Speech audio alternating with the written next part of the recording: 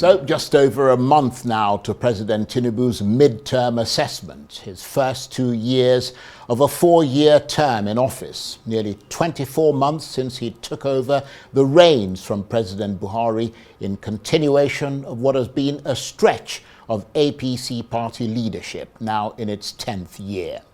So how do we evaluate Mr. Tinubu's performance in a country where there are hardly any polls that can accurately deliver a job approval rating? Well, social media is certainly one measure. Another is, of course, the old, trusted journalistic person on the street interviews. And the overwhelming impression that comes across is that Nigerians are generally unhappy with the slow pace of economic growth, the mile-high cost of living crisis, the lingering state of insecurity, and what appears to be the rolling back of democracy and the rule of law. But is the 2-year mid-term metric an accurate measure of presidential success? Well, many analysts say it can't be dismissed, especially at a time of multiple crises. They argue that this 2-year mark matters a great deal because of the urgent need to show the Nigerian people that amid turmoil and widespread disillusionment, government can still work at the most fundamental level. So in that regard, how has the Tinubu administration performed? Well, with me to discuss this is the governor of Nasarawa State, Engineer Abdullahi Sule, who recently received the Governor of the Year award and who is a member of President Tinubu's APC party. Thank you very much indeed for coming in. Thank you, sir. And congratulations, because you received the Governor of the Year award. I wonder what you did that earned you that award, and you think you deserve it, do you? Well, as far as deserving or not deserving is left to those who gave me the award to say. What I know we did since we came in, we look at the various aspects. Leadership as a whole is about providing solutions that the people need. Leadership is about solving problems. Leadership is about providing some kind of welfare and security of the people. Leadership is opening the growth of the future for the people. These are the things we did as far as Nasarawa State is concerned. We came into a state that had very poor rating in the area of education. We started with a baseline survey. We look at all the things that the schools and the education sector needed. We provided as much as we could, and we are still providing. We look at our health sector. We did the best that we could in the health sector, to the point where Chatham House recognized Nasarawa State as one of the 4 states of the Federation to be invited to London to come and tell us exactly the question you asked. What did you do to improve your primary healthcare development agencies? We look at agriculture. We were not rated well in any areas of the agriculture. Today, Nasarawa State is rated in some crops as number 1, such as in yams, as in sesame. We are also number 2 in cassava and some other areas, to the point where we say, you know what, let Nasarawa State bite the bullet, and we decided to do 10,000 hectares of land of our own. We harvested the rice, not just in the books or on the media. We invited the Vice President to come and witness our harvest. After that, we are now expanding where every local government council will be part of it. We are building secretariat for the first time in the history of Nasarawa State. We have dualized routes. We have done so many things, and I think the people are looking at that. But one of the things people are looking at is my background in the private sector. If I say 10 o'clock, I mean 10 o'clock. If I say we are going to do this, we have to do the best we can to ensure that we do that. Right. So those are the things I think we are trying to do, plus more. Well, I can't testify to the other things, but I can certainly testify that you turned up here in time. so that's a good start. We're going to return to Nasarawa State for a bit more detail later in this conversation. But let me turn to one of the main topics that we wanted you to address, and that is your assessment of the legacy of the first 2 years in office of President Tinubu. Has he been able to carry this country forward? He has been able to carry the country forward in some areas. One of such areas is, my background is the oil and gas sector. One of the areas that had been eating Nigeria deep into corruption is the area of subsidy. He had the guts, he had the courage as a president to come in and say, first day we remove subsidy. One of the biggest areas of corruption in this country that had nearly killed Nigeria and the central bank is the area of FX. Foreign exchange. Foreign exchange. Right.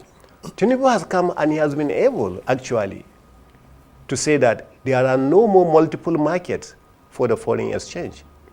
We are going to unify it. Now, every one of the things he did will have to come with its own consequences, remember. Every step he takes will have advantages and disadvantages.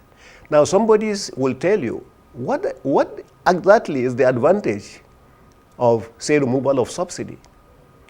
One of the biggest advantages is the government is no longer borrowing to pay. Instead, the government is making money to give the states more money. And so there is no, both the federal government and the states, instead of sharing somewhere around 750 billion, today they are sharing sometimes 3 times that because of that.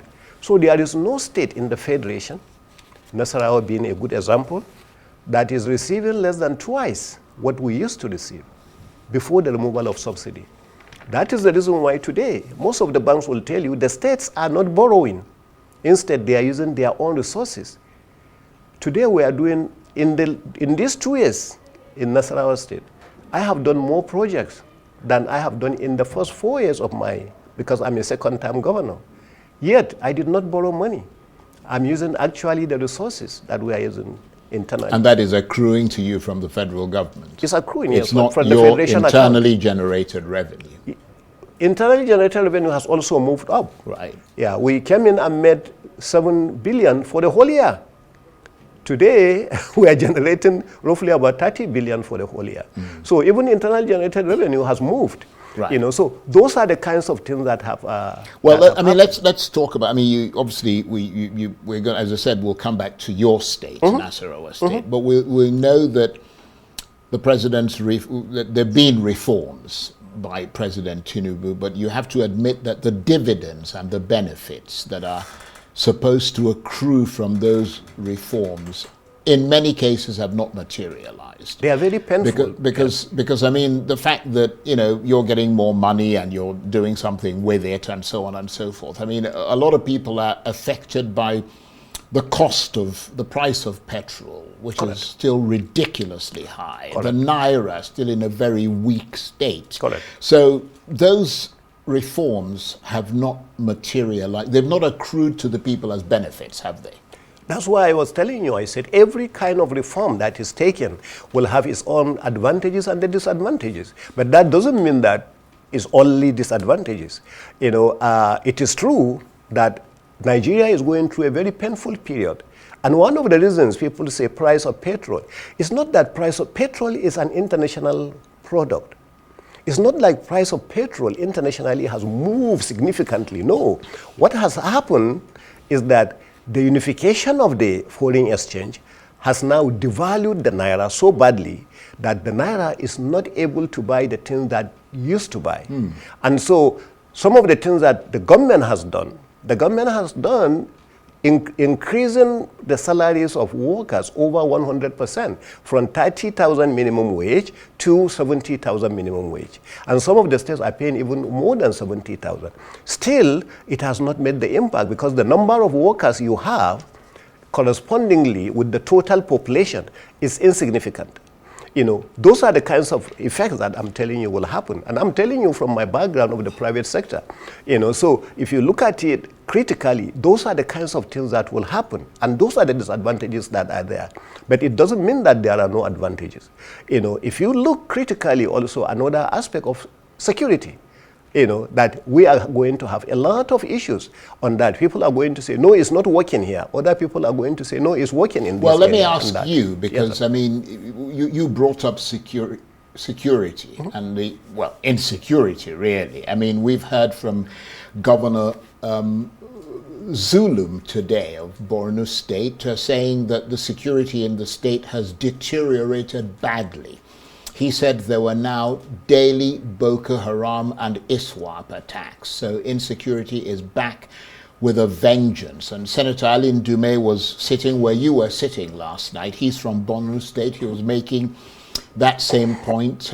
We've seen what happened in Plateau State. We've seen what happened in Edo State. The government isn't winning the war against insecurity, is it? The government is working against insecurity, but there are so many factors that will make it very difficult for the government actually to win insecurity challenges easily. Insecurity in Borno is different from the kind of insecurity you have in Plateau. It's different from the kind of insecurity you have in Benue. It's different from what is happening in Zamfara and in Katsina and in that. And I will tell you, because I'm on a platform where I receive reports of insecurity and attacks, nearly every day. I know the most troublesome local government areas in Zamfara State, for instance. I know the ones in Borno because I'm on that platform. But you see, the challenges in each one of these places is different, and the issue of insecurity has to do with us also, the people, how much information is there? How much are insecure? How much is sincerity is in it, as far as the security agencies also are concerned? How much it is that, because there is a lot that we talk about insecurity, and sometimes it's just lip service. Providing security cannot be lip service. The number one function of every government is the security of its people. You can't afford to have the people living in total insecurity concerns. So yes, I would lie to you here that we are very successful when it comes to tackling insecurity. I think the government is working in some areas. In some states, we are seeing a little bit of success here and there. In so many states, it's getting worse by the day. So it's overwhelmingly bad. It is. Yeah, because Plateau State is in the north central region where your state, Nasarawa State, is located. Correct. Governor Muftwang was speaking today. He talked about bandits overrunning a lot. In fact, you share borders with Plateau State. We used to be the same state. Yeah. I mean, he talked about bandits overrunning a lot of territory, grabbing and occupying land, sacking the original villagers, and embarking on what the governor called genocide. Those were his words, not mine. I mean, and as I said, he's your next door neighbor. How much is Nasarawa State affected by these regional threats and all the killings that we're seeing taking place in that region? Since I came to Nasarawa State, we have been faced with those kind of challenges. We actually face a lot of challenges trying to protect the border with Plateau. It has been like this since I came in 2019. It has been like this with Benue since I came.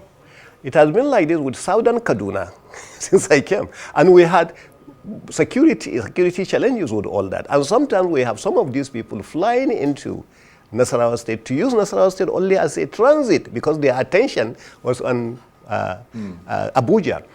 So that, and we actually did a lot, but we thank God Almighty that we have been able to achieve so much, in that. When we came, there were situations where a whole area had been occupied by some of these bandits called Darussalam.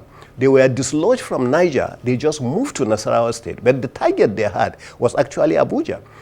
So with the security agencies, we have been able to work a lot and be able to dislodge them. And that's not enough, though. It's not enough. I'm telling you, well, as far as we are concerned, we don't have any area occupied now by bandits that they will say, that they can go and ransack people and attack people at will.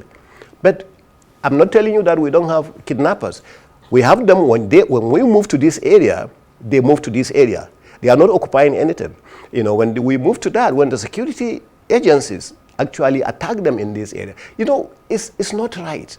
We are spending so much on security in this country.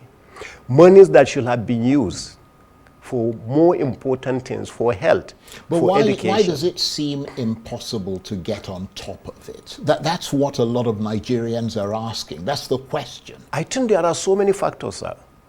Number one, insecurity, a lot of people see the opportunity as a business. There are people who are using the bandits and conniving with the bandits, and actually maybe somebody close to you who knows that you can afford will agree with the bandits to come and kidnap somebody. You don't blame the government for this one.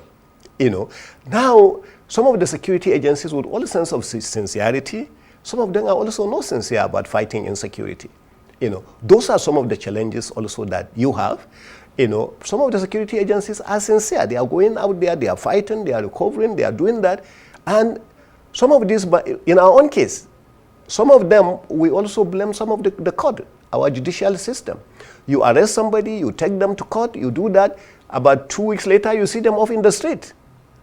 So these are also, it's a combination of so many factors. There's talk of a lot of illegal mining, the profits of which are not submitted to the federal government, and of course lots of illegal weapons floating all over the place. Governor Muftwang says he believes they're sponsored by people at the top. His words again. Do you accept that that is the case? I don't know the problem Muftwang is facing. I cannot actually. Yeah, but you say you get all these intelligence reports. I mean, such statements are not in intelligence reports. You don't get intelligence reports where it's saying that somebody at the top is sponsoring some people to go and do this and that. But shouldn't that be part of what the security investigations are, to get to the root of the problem? Well, that's what it's supposed to be.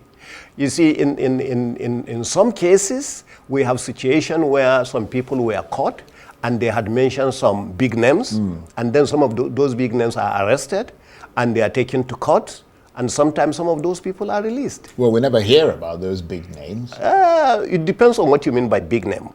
So there are some people. Well, you're the one who you said big names. Well, for us, when we hear, wondering who those people when we hear big name, we hear some kind of traditional ruler in the area, some kind of big time politician in the area. Sometimes, but when to you in Abuja, when they say big name, the president, the vice president, the minister, this, So for us in the villages, a big name could be a village head. So those are the kinds of things that I'm talking about. And of course, your state, Nasarawa, has a lot of mineral resources. Correct. Is that something that comes into play in this insecurity question as well? It does. Anytime you have minerals, and this is worldwide, and I'm well traveled, because so anytime you have minerals, you have insecurity challenge, and that's why in Nasarawa State we came up with an executive order that whoever is mining in Nasarawa State, such company must also process in Nasarawa State. And with that, we've been so lucky to have the spring up of so many of these companies, especially lithium, tantalite. All these companies that we are having, including the biggest one that we had that Mr. President came to commission, last year. So those are the opportunities, and then even the bigger one that is coming, by the middle of this year, which will be bigger than the one last year. Which one is that? It's a lithium company, all owned by a company called Julian. Right. It's going to be a company with 6 million metric tons annually. So there was one that we did, which was just like 1 million metric tons annually. So we're going to have now a 6 million. Well, that's impressive. And lithium is in big demand. It is. It is. Let's return to the federal government, which is the other hat that you wear. I mean, you're not federal, but you're part of the APC, and your government is running the country. Let's talk about the many allegations of extra-legal moves by the government beyond the imposition of a state of emergency in Rivers State, which is being challenged in court as unconstitutional by some of your fellow governors, although they're members of the opposition. The manner in which it was approved by the National Assembly is also seen as a violation of the Constitution.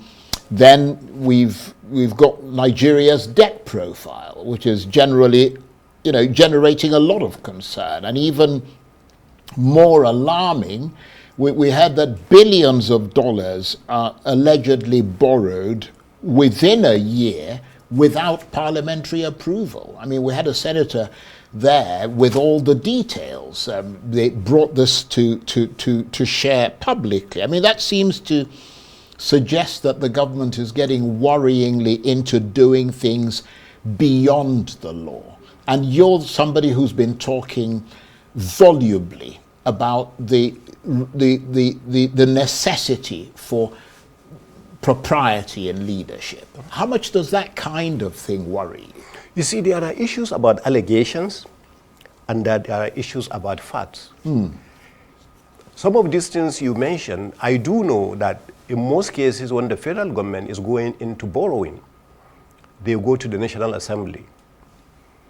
Where the federal government goes to borrow without the National Assembly, that's almost a crime, actually. And I am not aware of that. Almost?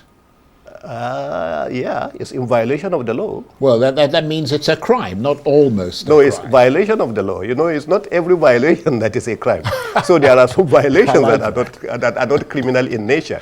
Some of them are civil, some of them are not. But anyway, in a nutshell... So if it's your party that's doing it, then it's not criminal in nature. No. But if it's my anyone party else, commits crime, by the way, they will tell you, I am not one that will shy away from the wrong things, even if my party is in charge. Well, I'm glad to hear that. No, and I think I have demonstrated that during the period of the tax reforms. You know, when things were not going right, I was all over, everywhere, criticizing it. I do remember that. Yeah, so that's what it is. Right. I mean, because the reason we're asking this is that we're saying, well, if they're borrowing all this money and there are all these sort of spurious things that it's listed under. I mean, you know, what has that money actually been used for, and what investments can we see as tangible, you know, results of that money being applied? No, you see, defending any projects and defending the money that is borrowed is like accepting, yes, the allegation is correct. One, I'm not in the federal government. If you look at it, I'm one of the governors that come to Abuja, the least. You know, I hardly come to Abuja. Even though I'm just very close here, I spend most of my time in my state, carrying out the challenges of my state. So to be honest with you, I'm not familiar with some of those allegations that you have mentioned, to talk much less of some of the documents you have mentioned. But all I said is that it is unconstitutional, it is unlawful, you know, for the federal government to go into any kind of borrowing, you know, without the National Assembly's approval. This, I can tell you straight away, is wrong. Right. So give us your prognosis.